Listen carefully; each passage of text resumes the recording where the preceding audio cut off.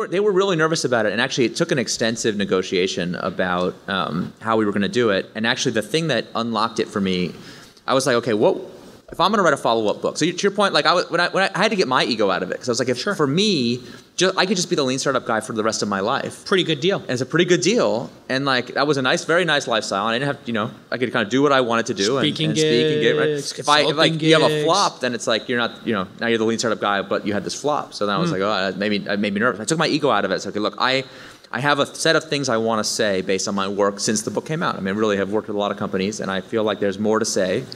So I want to have that impact. It's not very lean if I like lock myself in a closet and just sit there and write for 2 years and then publish the book. I was like, that's kind of hypocritical. So I really ought to do some kind of minimum viable product. Otherwise, dude, you're the lean startup guy. Like, why didn't you do a minimum? So I was like, okay. So that's like the right thing to do. So I went to them. I said, listen, I want to do a minimum viable product. I want to prove to you that there's this market for this next book. And so let's make a deal where the Kickstarter campaign exists to serve the next traditionally published book. So we did an omnibus deal at the time to cover the next several years of my life with them. Wow. So the Kickstarter campaign, that book is not to be sold in stores, and it's just for the people who back the campaign. It's just there as an experiment to see what happens when the ideas there get disseminated, people will try them. There's like a whole online community component to it. And so as we get their feedback about what happened in the real world, that informs the next book, and then I promised them they would still get to do their big published thing when they Now, do they want the Leader's Guide to be a book? They do. So then they were like, well, why do Kickstarter? We'll just buy both books from you. And I was like, okay, that's great. But then they don't have a model. How do you value an MVP book that's only a workbook that's designed for this experiment? And they couldn't figure out what to do with it. Because I was like, I don't want to sell it in stores. And I don't want to sell as many copies as possible. I want to sell as few copies as necessary to learn what I need to learn. That's the whole ethos of MVP. And they're like, what?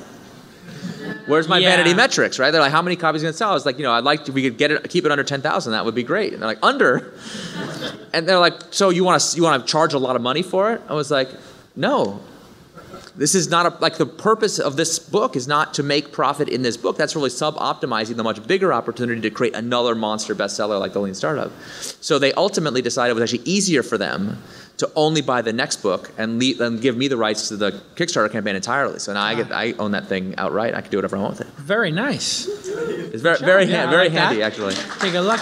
I think it's actually a true win-win for authors and publishers, and I think this is a model that other authors should copy, and so far zero have that I'm aware of. No, I was actually thinking about it, and then I just got a big book offer, and I just took it. Oh yeah, because I was like setting up the whole Kickstarter, and then it is a pain. Yeah. It's a little bit of it's a lot of work, and then I just thought to myself, it looks kind of weird for an angel investor to be like, hey, can everybody give me a little bit of money to like do this book? Yeah, that is a little weird. It does feel a little weird. I think I got some emails about that for sure. Yeah. But you have to have the conviction in, that's a good, to your point about ego, you have to have the conviction to say, look, I'm doing this campaign not to make money, but to get customer validation. Hey everybody, let me tell you about one of my favorite services in the world. It's called Audible.com, and you know it. It is awesome because I like to get smart. If you find somebody who is smart in the world and successful, and you ask them, what books have you read recently? They're going to tell you.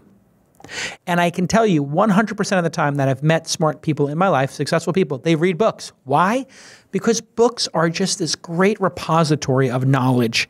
And, there's so many books published right now. But I have little secrets to find the best books. And one of them is Audible, because the reviews on Audible, I have to tell you, I go to the Audible website, I look at the reviews, I look at the number of stars. It is scary how accurate it is. I told you about some of the other books I'm listening to, like Building Great Sentences, The Hobbit, and The Man Who Knew Infinity. Really great books. But today I want to tell you about Smarter, Faster, and Better, which is by Charles Duhigg. You may remember him, because he did that book, The Power of Habit. He built off that success, and now he's doing a book called Smarter, Faster, Better, which I'm halfway through, and it is amazing. It is really about being productive. And he talks to CEOs and generals and FBI agents and pilots and Broadway songwriters. He really just gets into detail about how to be productive in your life. The book, so far, I'm halfway through it, so I'm not going to give any spoilers. It is just fantastic, and I'm like, Literally, they have a great feature inside of Audible, which is you can do a bookmark. You can literally say, I want to bookmark this place. And then what I do is when I get back to my desk, I take out my phone and I look at my bookmarks and I think about it. And sometimes I write blog posts based on that. Sometimes I talk to my team. Sometimes I'll talk to a startup about it. I just find all this great stuff. The other thing I've been listening to is Neil Postman's Amusing Ourselves to Death, which is absolutely fantastic. That's another great read. And it's a quick one, too.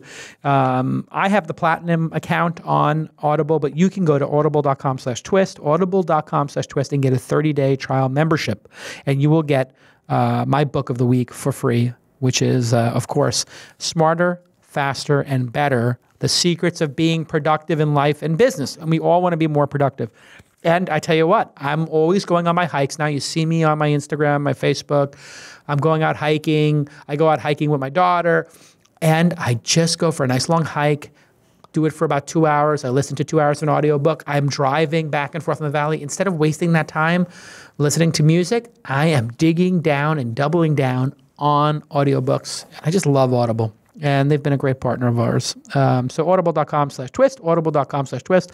Get your 30-day free trial membership and do what I do, which is go to the top of the rankings, look at all the nonfiction books, look at the fiction books, and just don't even think about it. Just order 10 books at a time. That's what I do. I literally will just pick 3, 4, 5, 10 books, fill up my library, and then it's synced on my iPad, synced on my phone. I just love it.